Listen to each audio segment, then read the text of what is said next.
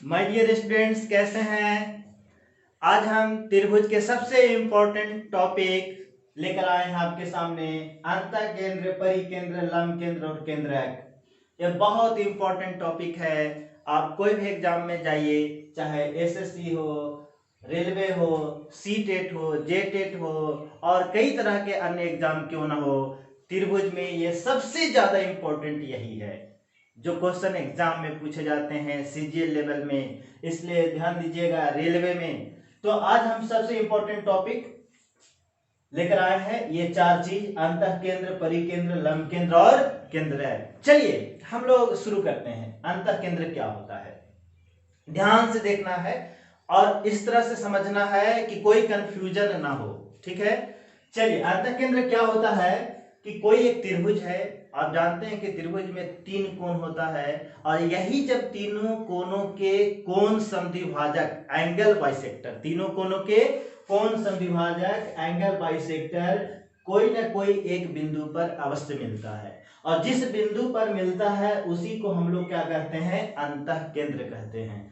बात समझ में आ गई? फिर से दोबारा देखिए, अंतः केंद्र क्या है तो त्रिभुज के तीनों कोणों के कोण समद्विभाजकों का मिलन बिंदु है, यानी meeting point of all angle bisector in A triangle is called in centre. अंतः केंद्र, इन सेंटर, ये बात को ध्यान में रखना है। चलिए इसके बारे में क्लियर है। अब वो बिंदु पर मिलता है, ठीक है, इसी वो बिंदु को ही हम लोग क्या कहेंगे, अंतः केंद्र कहेंगे। ठीक, कोई दिक्कत नहीं। अब चलते हैं अगला, परिकेंद्र। परिकेंद्र क्या है? परिकेंद्र कोई भी त्रिभुज है, आप जानते हैं कि तीन भुजाएं होती हैं और तीनों भुजाओं पर का लंब समद्विभाजक परपेंडिकुलर बाइसेक्टर, लंब समद्विभाजक, यहाँ पे टर्म क्या है, लंब समद्विभाजक यानी परपेंडिकुलर बाइसेक्टर। जिस पॉइंट पे मिलेगा, जिस बिंदु पर मिलेगा, उसी बिंदु को हम लोग क्या कहेंगे, परिकेंद्र कहेंगे।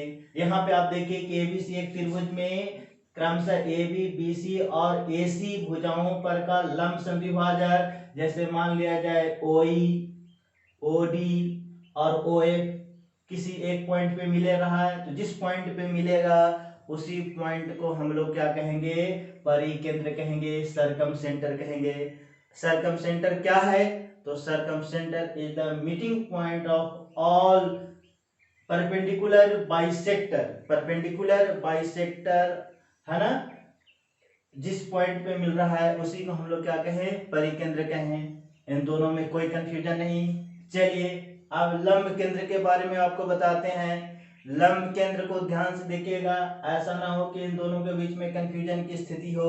लंब केंद्र क्या होगा कि यहाँ भी त्रिभुज के तीनों भुजाओं हैं, तीनों भुजाएं, त्रिभुज की तीनों भुजाओं पर आप लंब खींचिए, परपेंडिकुलर खींचिए, ऊंचाई खींचिए, एटीट्यूड खींचिए, शीर्षलंब खींचिए, कुछ भी, तीनों भुजाओं पर का शीर्षलंब या एल्टीट्यूड, है ना, जिस पॉइंट पे मिलता है, जिस पॉइंट पे मिलेगा उसी पॉइंट को हम लोग क्या कहेंगे, लंब केंद्र कहेंगे, ऑर्थो सेंटर कहेंगे।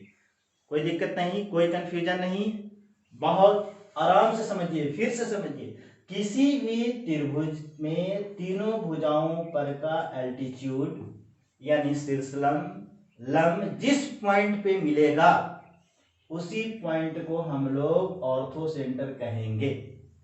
क्लियर, कोई दिक्कत नहीं। चलिए अब अगला चीज है केंद्रक। केंद्रक क्या है? केंद्रक क्या है, इसको हम लोग सेंट्रोइड भी कहते हैं। क्या कहते हैं? सेंट्रोइड भी कहते हैं केंद्रक को।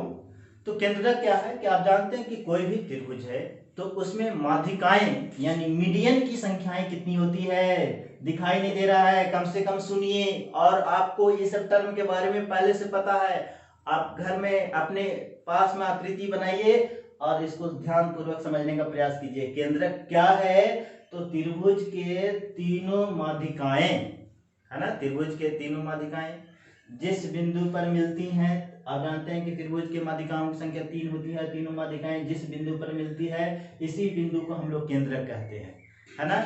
और यही केंद्रक जो है वो माध्यिका को कितने अनुपात में बांटता है भाई, 2:1 में बांटता है। ये बहुत इंपॉर्टेंट बात है केंद्रक में, है ना।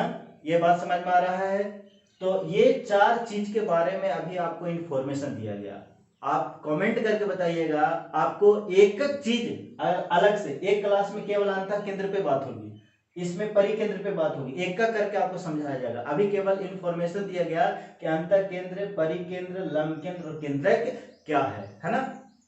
और हमारे चैनल को जरूर सब्सक्राइब कीजिएगा, यहाँ पे दिखाई दे रहा होगा, यूट्यूब पे जाइएगा प्रवीण सर रिसर्च सेंटर, और इसी को सब्सक्राइब करना है। हम आपको बेहतरीन जानकारी देते रहेंगे और आराम से आप कमेंट कीजिएगा और उसी के हिसाब से हम आपको बताएंगे, समझाएंगे। एक एक चीज में कहीं भी कोई भी कंसेप्ट को लेकर परेशानी होगी तो आप बोलिएगा कि सर हमको अंतः केंद्र को अलग से वीडियो जारी कर दीजिए, परिकेंद्र को अलग से, तो 1-2 दिन में जारी कर देंगे, है ना, ताकि आपको कोई दिक्कत ना हो। चलिए दोस्तों, यूट्यूब को जरूर सब्सक्राइब कीजिएगा, है ना।